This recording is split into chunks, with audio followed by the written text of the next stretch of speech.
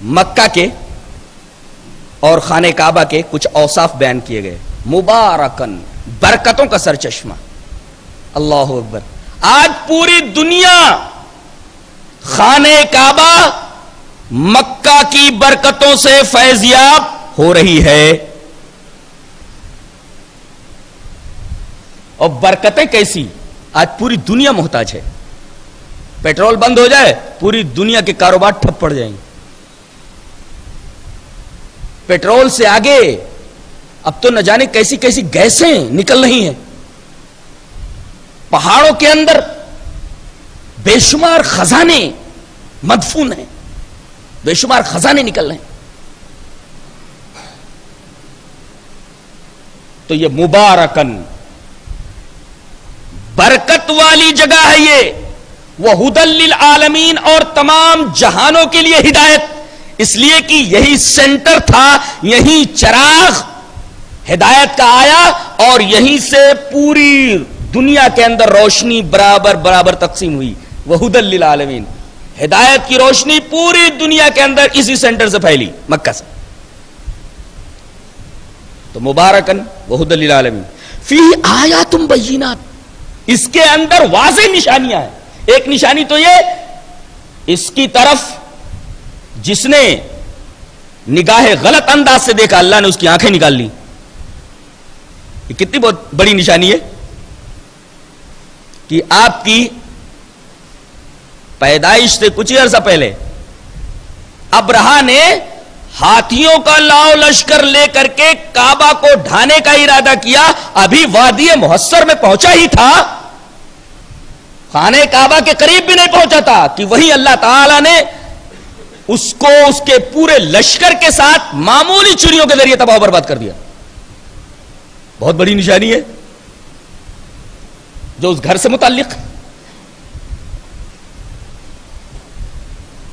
اور وہیں مقام ابراہیم ہے. مقام ابراہیم سے مراد وہ پتھر جس پر چڑھ کر کے حضرت ابراہیم علیہ السلام خانہ کعبہ کی تعمیر کرتے تھے. اور اس میں بھی ایک نشانی ہے، واضح نشانی، کہ اس پتھر کے اوپر آپ کے تلوے کے نشانات اور پیروں کی انگلیوں کے نشانات تھے. یہ آیات بینات مقام ابراہیم. اور آگے ایک صفت بیان کی جا رہی ہے کہ اللہ تبارک و تعالی نے اس گھر کو آمین بنا دیا. وَمَن دَخَلَهُ كَانَ آمِنًا، جو اس کے اندر داخل ہو گیا اسے امان مل گئی. ایک دشمن اپنے دشمن کو دیکھتا تھا، ایک آدمی اپنے جانی دشمن کو اس میں دیکھتا لیکن اس کو کوئی تکلیف نہ پہنچاتا، کوئی گزند نہ پہنچاتا. اللہ تعالی نے اس کو جائے امن بنا دیا اور فرمایا یہ گھر ایسا ہے کہ اگر کوئی آدمی صاحب نصاب ہو جائے، حج کے لیے زیادہ راہ ہو، حج کے لیے پیسہ ہو، تو اس کے اوپر حج کرنا فرض قرار دے دیا گیا. وَلِلَّهِ عَلَى النَّاسِ حِجُّ الْبَيْتِ مَنِ اسْتَطَاعَ إِلَيْهِ سَبِيلًا وَمَنْ كَفَرَ فَإِنَّ اللَّهَ غَنِيٌّ عَنِ الْعَالَمِينَ. اور آدمی نصاب کا مالک ہوتے ہوئے اگر حج نہ کرے تو در حقیقت وہ کفر کا ارتکاب کر رہا ہے. کتنا بڑا گناہ ہے صاحب نصاب ہوتے ہوئے حج نہ کرنا اور اللہ تبارک و تعالیٰ کا وہ گھر نہ دیکھنا. بڑا عجیب و غریب گھر ہے. اللہ میں جب بھی دیکھتا تھا بے قرار ہو جاتا تھا. اور میں نے کئی نمازیں الحمدللہ بالکل کعبہ سامنے ہے اور اس کے تھوڑے فاصلے سے میں نے نماز ادا کی. کعبہ ہمیشہ میرے سامنے رہا.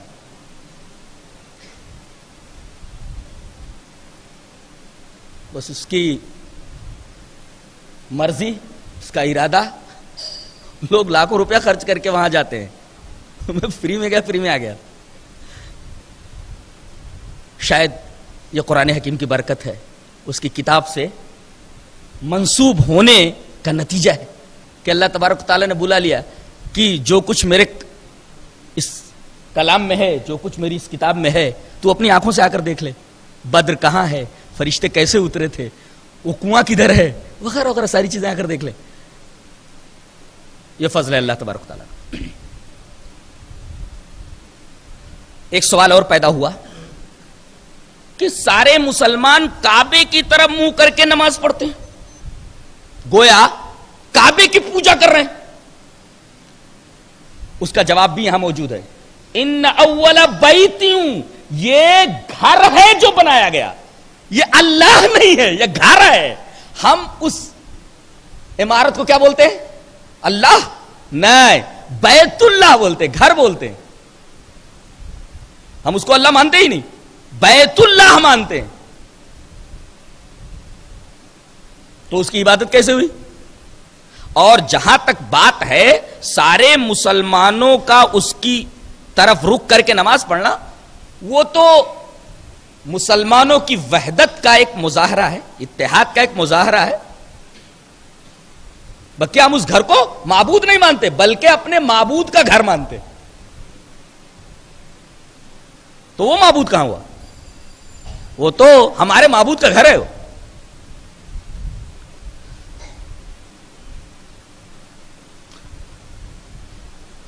دوسرا سوال یہ ہے کہ یہ حجر اسود کی پوجا کرتے ہیں، پتھر ہے جو کالا. جواب اس کا یہ ہے حجر اسود کی ہم پوجا نہیں کرتے، بلکہ حجر اسود کے بارے میں ہمارا عقیدہ یہ ہے کہ وہ نہ تو نقصان پہنچانے والا ہے نہ نفع پہنچانے والا ہے. اور عبادت کسی کی جاتی ہے تو کس مقصد کے تحت؟ نفع پہنچاتا ہے، نقصان پہنچاتا ہے. دیویوں کے بارے میں یہ عقیدہ، دیوتاؤں کے بارے میں یہ عقیدہ، پیروں کے بارے میں یہ عقیدہ، باباؤں کے بارے میں یہ عقیدہ ہے.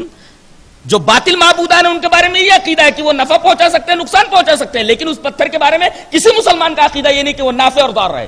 اور یہ بخاری شریف کی روایت سے واضح ہے کہ حضرت عمر رضی اللہ تعالیٰ عنہ آئے اور حجر اسود کو بوسہ دیا اور زار و قطار رونے لگے اور کہنے لگے اے پتھر، اے حجر اسود، میں اچھی طرح جانتا ہوں انک حجر، کہ تو فقط ایک پتھر ہے، لا تنفع ولا تضر، نہ تو نفع پہنچا سکتا ہے نہ نقصان پہنچا سکتا ہے. یہ عقیدہ حضرت عمر رضی اللہ تعالیٰ عنہ نے بتا دیا کہ یہ تمام مسلمانوں کا عقیدہ ہے کہ یہ پتھر نہ تو نفع پہنچا سکتا ہے نہ نقصان پہنچا سکتا ہے. تو وہ معبود کہاں ہوا؟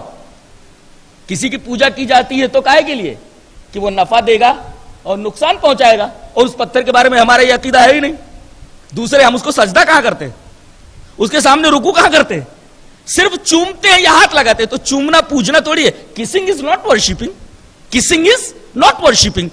بوسا دینا پوجنا نہیں ہے. بوسا دینا یا بوسا لینا یہ عبادت نہیں ہے. اس لیے کہ آدمی اپنے بچے کو بوسا لیتا ہے تو اس کا یہ مطلب ہوا کہ بچے کی پوجا کر رہا ہے؟ قطعاً نہیں. تو ہم صرف اور صرف اس پتھر کو بوسا دیتے ہیں، اور بوسا دینا یہ عبادت نہیں ہے. یہ اچھی طرح یاد رکھیے. بچے کو بوسا دے تو بچے کی عبادت کر رہے ہیں. ماں باپ اگر بچے کو بوسا دے تو ماں باپ تھوڑی بچے کی عبادت کر رہے ہیں. لہذا یہ اعتراض بھی بالکل لغو ہے.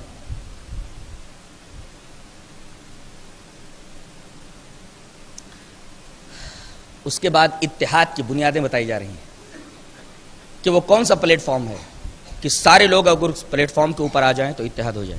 بتایا اتحاد کی 3 بنیادیں ہیں. اتقوا اللہ حق تقاتہ، اللہ کا تقوی جیسا کہ اس کے تقوی کا حق ہے. ایک بات یاد رکھیے، ایک ہے اللہ سے ڈرنا اور ایک ہے اللہ سے ڈرنا جیسا کہ اس سے ڈرنے کا حق ہے.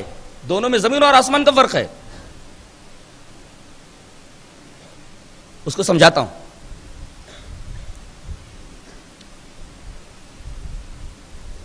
بہت سارے لوگ یہ دعویٰ کرتے ہیں کہ ہم تقوی والے ہیں، لیکن ایسے مواقع پر جب ان کے مفادات مجروح ہو رہے ہوں تو سارا تقوی دھرا رہ جاتا ہے. بیٹی کی شادی ہو، بیٹے کی شادی ہو، آپ دیکھیے بڑے بڑے متقیوں کا تقوی دھرا رہ جاتا ہے. پوچھا جاتا ہے حضرت آپ مسلمان ہیں یا آپ جہیز لے رہے ہیں اور شادی میں اتنا خرچ کر رہے ہیں؟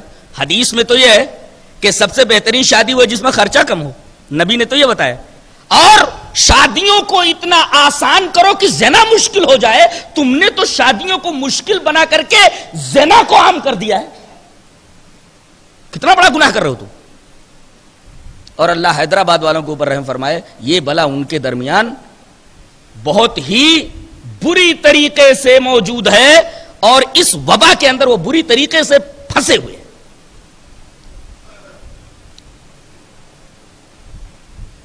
کتنا ہی بڑا آدمی کیوں نہ ہو, قرض لینا اس کے لیے ضروری ہے, اس لیے کہ 3 لاکھ روپیہ 4 لاکھ روپیہ کھانے میں اسے خرچ کرنا ہے نا, اور اس کے علاوہ جو جہیز کی لسٹ آئی وہ بھی تو دینا ہے. اب زندگی بھر سود دیتے رہو, لیتے رہو, سود کھاتے رہو, بتائیے اس قوم کا کیا ہوگا جو سود کے لین دین میں ملوث ہو جائے.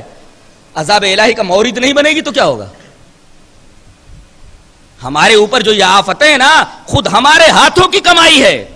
ہم دوسروں کو ملامت نہ کریں کہ ان کی وجہ سے ہمیں تکلیف ہو رہی, قطعاً نہیں. قرآن کہتا ہے کہ یہ مصیبتیں جو تمہارے اوپر آ رہی ہیں, یہ آفتیں جو تمہارے اوپر آ رہی ہیں, تمہارے ہاتھوں کی کمائی ہے.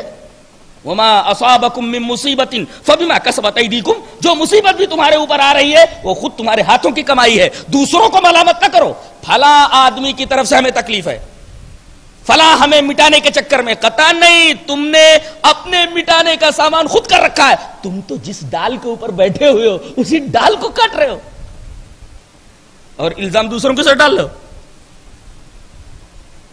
یہ عجیب مذہب کا خیز بات ہے. تو میں یہ کہہ رہا تھا کہ ایک ہے اللہ سے ڈرنا, ایک ہے اللہ سے ڈرو جیسا کہ اس سے ڈرنے کا حق ہے. اتقوا اللہ حق تقاتہ. یہ حق تقاتہ ہی کیا ہے؟ بہت سارے لوگ تقوی کے دعوے دار ہیں, لیکن جب وہ دیکھتے ہیں کہ ہماری ناک کٹنے والی ہے, ناک نہ کٹے, قرآن و سنت کے تقاضے پامال ہو جائیں, یہاں تقوی دھرا کا دھرا رہ جاتا ہے. حق تقاتہ ہی کیا ہے؟ اتقوا اللہ کے ساتھ ناک کٹ جائے مگر قرآن و سنت کے تقاضے پامال نہ ہوں. یہ ہے تمہارے مفادات کے اوپر ضرب پڑ رہی ہو, تمہارے مفادات مجروح ہو رہے, تمہارا نقصان ہو رہا ہو, تمہاری ناک کٹ رہی ہو, لوگ تمہیں گالیاں دے رہے ہوں, لیکن تم یہ کہو کہ قطعاً نہیں, قرآن و سنت کے تقاضوں کو پامال نہیں ہونے دوں گا, چاہے میری ناک کٹ جائے, چاہے میں تباہ و برباد ہو جاؤں, لوگ چاہے مجھے سوسائٹی سے نکال دیں, بائیکاٹ کر دیں, لیکن میں قطعاً قرآن و سنت کے تقاضوں کو پامال نہیں ہوں. یہ ہے اتقوا اللہ حق تقاتہ. ایک عجیب بات فرمائی جا رہی ہے آگے, وہ سننے جیسے, آج لے جاؤ. کیا ترجمہ پہلے کرتا ہوں. یا ایھا الذین آمنوا اتقوا اللہ حق تقاتہ, اے ایمان والو اللہ سے ڈرو جیسا کہ اس سے ڈرنے کا حق ہے.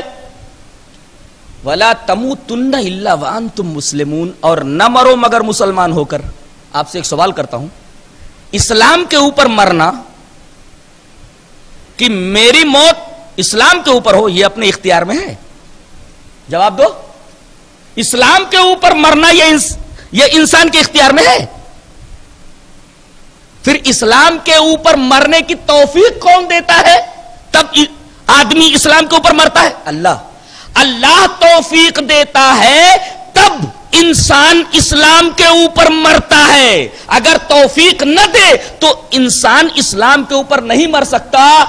اب جب توفیق الہی کی وجہ سے آدمی اسلام کے اوپر مرتا ہے تو سوال یہ ہے کہ توفیق کیسے ہوگی؟ جواب دیا گیا, اگر تم اللہ سے اس طرح ڈر رہے ہو جیسا کہ اس سے ڈرنے کا حق ہے تو تمہیں توفیق دی جائے گی کہ تمہاری موت اسلام کے اوپر ہو. یہ بات یہ ہے نکتہ. تو پہلی بنیاد ہے اتحاد کی, اتقوا اللہ حق تقاتہ.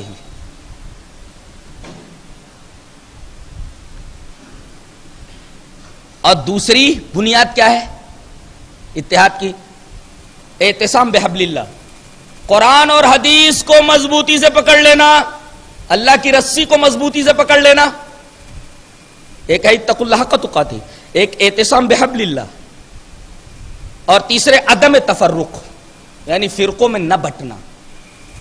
اتقوا اللہ حق تقاتہ فرسٹ بنیاد, پہلی بنیاد. دوسرے اعتصام بحبل اللہ, دوسری بنیاد قرآن و حدیث کو مضبوطی سے پکڑنا. اور تیسرے عدم تفرق, فرقہ بندی سے اپنے آپ کو محفوظ رکھنا. یہ 3 بنیادیں ہیں کس کی؟ اتحاد کی. پہلی جو بنیاد بتائی گئی ہے وہ عجیب و غریب ہے. آدمی اگر اس طرح ڈرے جیسا کہ اللہ سے ڈرنے کا حق ہے